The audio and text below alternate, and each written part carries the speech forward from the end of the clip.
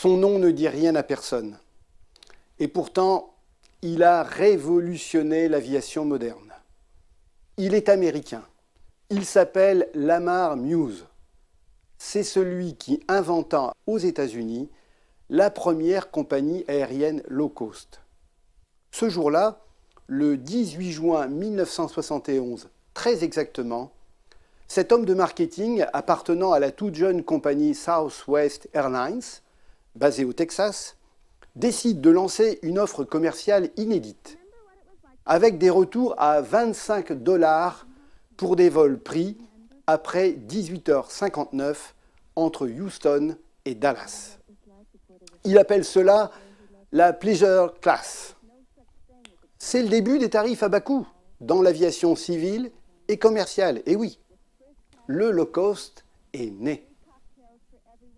Aujourd'hui, Southwest Airlines, dont le business model sera copié 15 ans plus tard en Europe par Ryanair et EasyJet, est devenue la première compagnie américaine avec plus de 500 avions et 100 millions de passagers transportés par an. En Europe, le modèle low cost a depuis fait tache d'huile. Aujourd'hui, 45% du trafic aérien européen est assuré par des compagnies à bas coût. Et le débat qui ébranle aujourd'hui Air France avec le développement de sa filiale low cost Transavia Europe n'est au fond que la résonance 40 ans après de ce qui s'est passé outre-Atlantique. Mais le low cost n'est pas qu'aérien. C'est une tendance universelle, l'un des mouvements économiques les plus puissants de ces dernières années.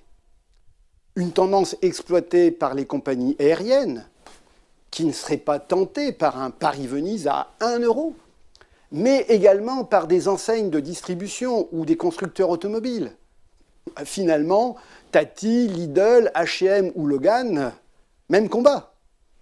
Une évolution économique qui trouve curieusement son origine en France, et oui, au XIXe siècle, à Paris plus précisément, lorsque le commerce de détail, dont les prix ne sont à l'époque jamais affichés, se retrouve subitement confronté à la concurrence des grands magasins. En effet, à partir de 1852, la création du bon marché, de la Samaritaine et des Galeries Lafayette, qui vendent à prix fixe, permet aux consommateurs de comparer les étiquettes et donc de les faire baisser. Le low cost est né. Et depuis, force est de constater, la machine ne s'est jamais arrêtée.